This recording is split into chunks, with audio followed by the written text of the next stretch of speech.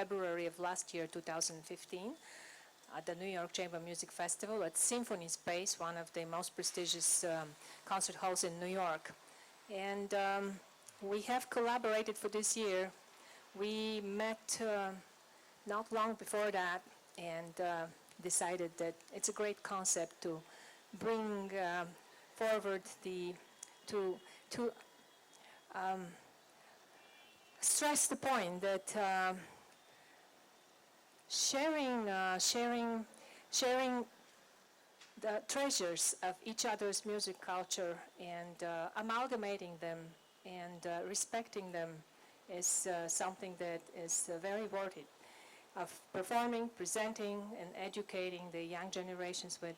And we recorded this program, and the CD, Soul Strings, was initially released in America in September of 2015 by the label Affetto, distributed by Naxos, the very respected American label, and is now this week being released, the long-awaited Indian release of this CD by Times Music in conjunction with Affetto and Naxos.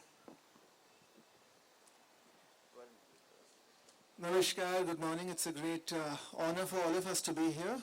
Thank you for coming. Sorry for the delay.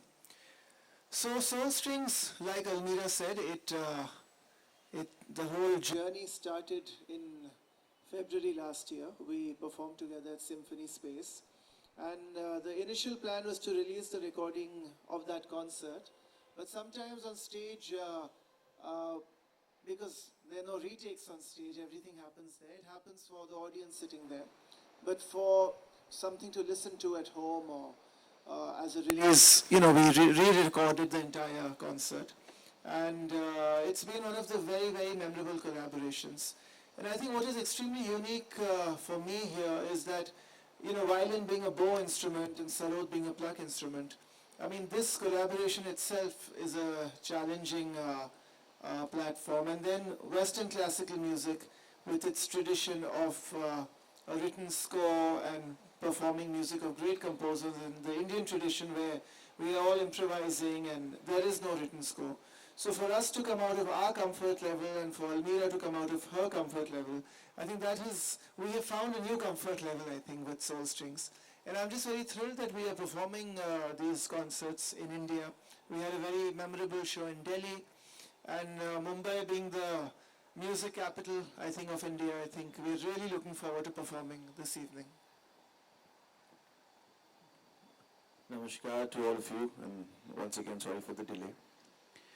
I think Elmira and Ayaan have covered most of it, but I would like to say, when you talk about collaborating, lately what's been happening, it's all about too much of loud music, or it's not about two Indian instruments and four Western instruments and you put it together and it becomes a fusion when there's just too much of noise. I'm not saying that what we are doing is the best, but that's where we are working towards that.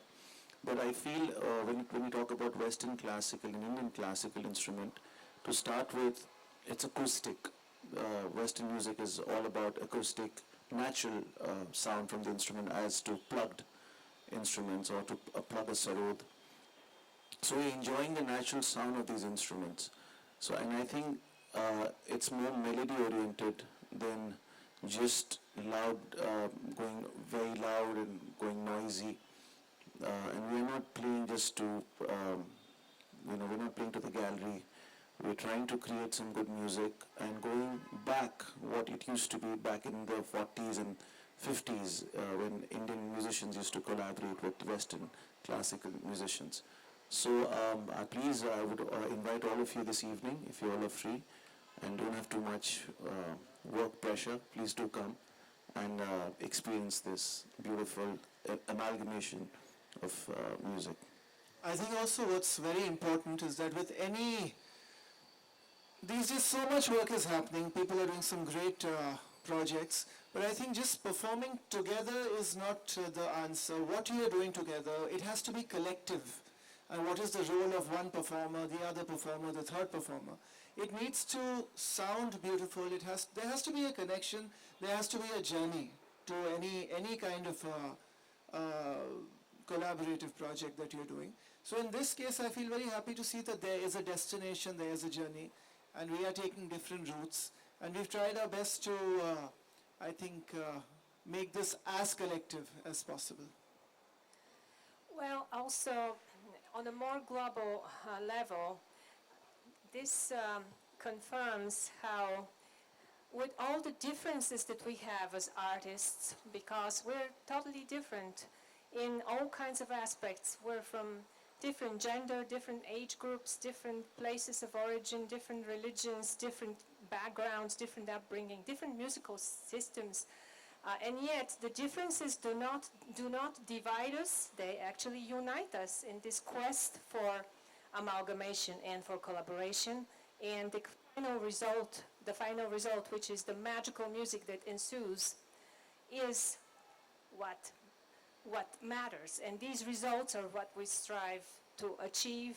And in our goal and our mission to bring beauty and the magic of music to the world, we are happy that we are collaborating, and we hope that we are succeeding on all kinds of levels, not just musical, but also in other aspects.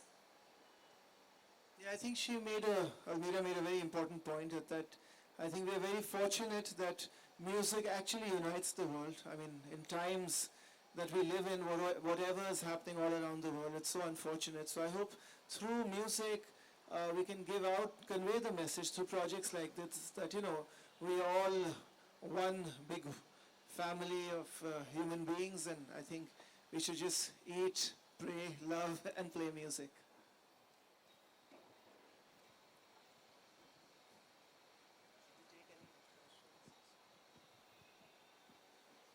Any questions? If you like to ask, yeah.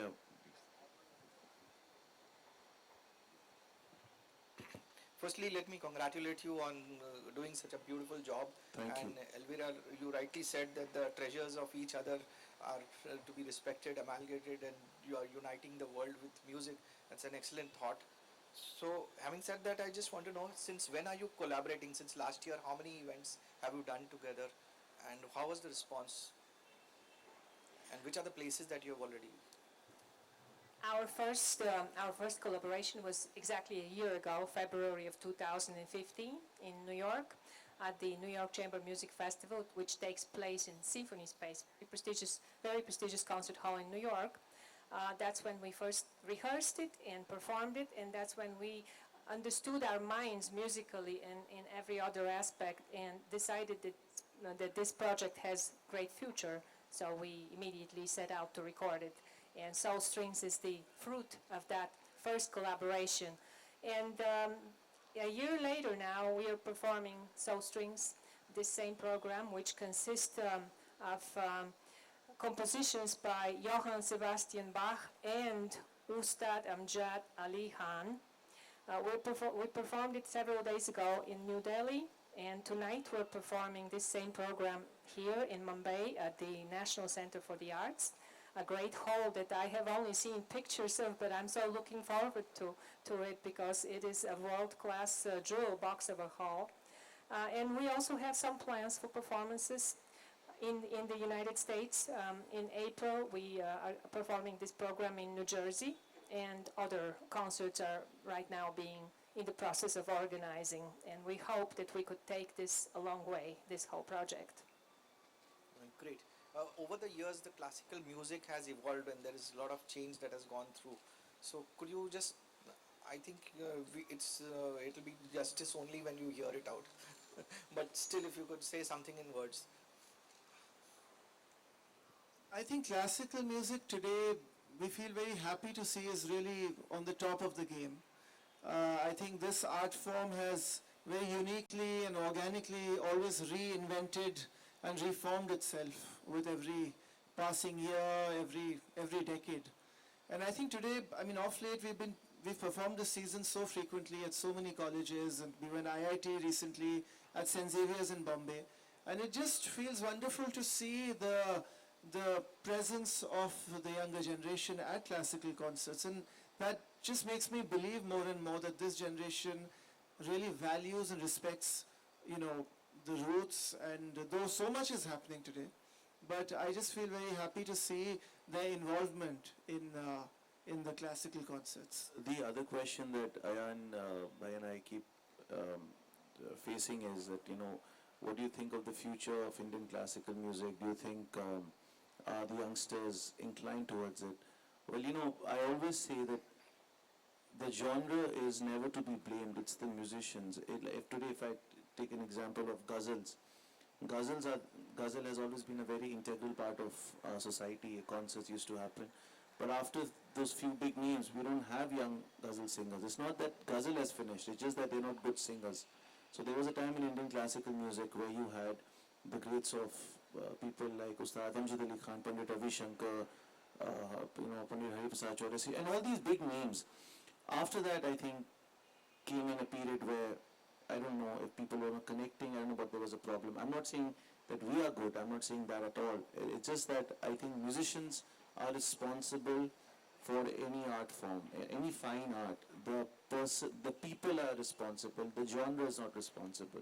If movies are going down, it's because they are not good actors. If it's going up, that means they're good actors. So it depends on the performers more than the field.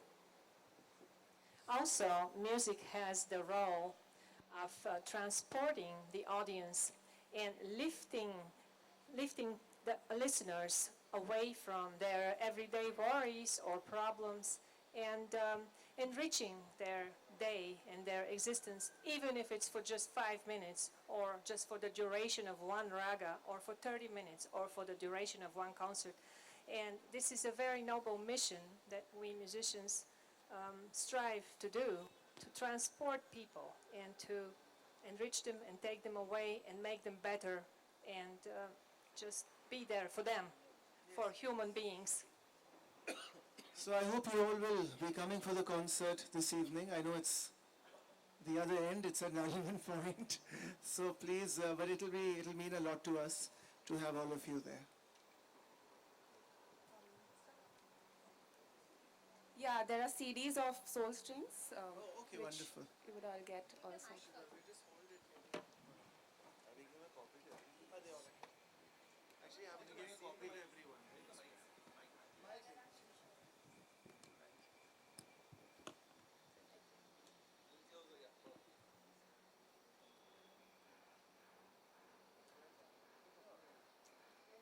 Stage पे हाथ मिला उधर